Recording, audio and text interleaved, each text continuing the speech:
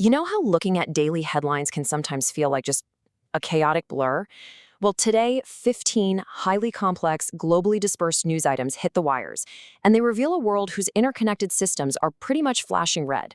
But we're cutting straight through that noise. By digging into today, August 14th, 2026, we're going to pinpoint exactly where the world's most critical friction points are heating up right now.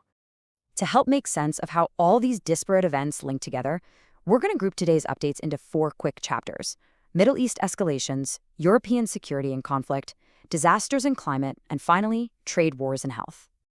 All right, let's jump right into Chapter 1, Middle East escalations, where security perimeters seem to be shifting by the hour.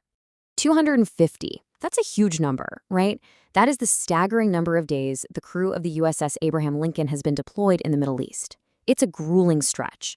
Now, the Pentagon is actually rushing the USS George Washington in to relieve them, especially amid reports of plummeting morale. It's a really stark reminder of the immense and frankly unsustainable human toll it takes to maintain a constant military posture in a region that's perpetually on the brink.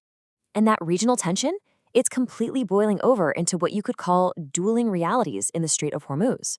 On one hand, you have the US military firmly asserting that commercial shipping is moving freely.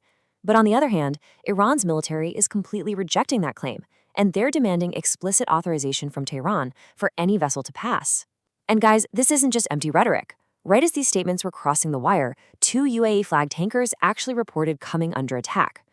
That immediately threatens the global flow of consumer goods and energy markets. Meanwhile, this volatility is just erupting everywhere. Over in Yemen, Houthi rebels launched fresh drone strikes on a major Saudi Aramco oil facility today, claiming it as retaliation for regional incursions. At the exact same time, the fundamental rules of war are being fiercely debated in Gaza. Human rights groups are neutrally reporting that Israeli operations clearing rubble, and this includes clearing rubble from cemeteries, are destroying critical evidence that would be needed for international legal scrutiny down the line. It's just a multi-front crisis. Let's move on to Section 2, European security and conflict. We're going to see how this builds into an even broader picture. It's honestly like a giant puzzle of friction points erupting with Russia all at once.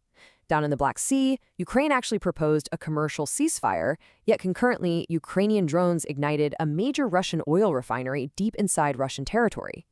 Up north in Latvia, a NATO fighter jet had to shoot down a Russian drone that breached its airspace. And then, way out east, Japan issued a formal condemnation over President Putin's unprecedented maiden visit to the disputed Kuril Islands. But the absolute most severe incident on our radar happened in Warsaw.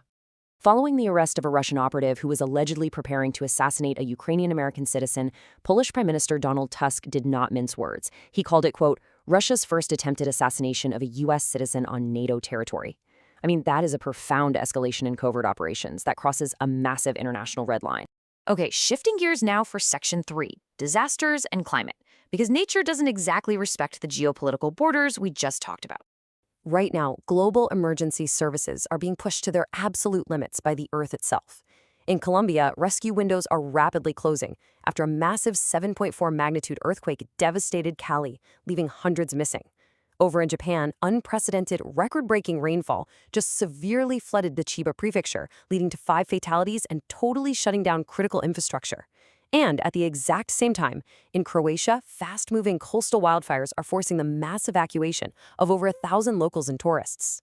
These simultaneous physical crises are heavily draining the very international aid networks we all rely on for stability. Which brings us perfectly to our final section, trade wars and health.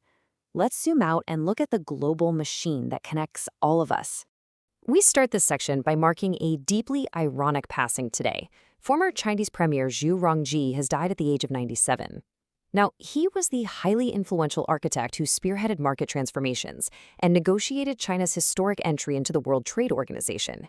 He essentially helped define our modern era of rapid globalization and deep economic integration. But it's wild. He passes away on a day where that very integration is actively being torn apart. Just contrast his legacy with today's economic whiplash. 100%. Let that sink in. U.S. President Donald Trump has just signed a proclamation imposing sweeping tariffs of up to 100% on imported commercial drones and components. He cited severe national security and supply chain vulnerabilities for the move. So that era of free trade, it's actively freezing over. And for sure, that is going to be directly felt in the cost of commercial technology worldwide. And as we know, protectionism triggers an immediate chain reaction. Action, meet, reaction. Almost the second those U.S. tariffs were enacted, Brazilian President Luiz Inácio Lula da Silva formally initiated reciprocal trade countermeasures. This is a rapidly brewing trade dispute between two major Western Hemisphere heavyweights, proving just how fast economic walls are going up right now.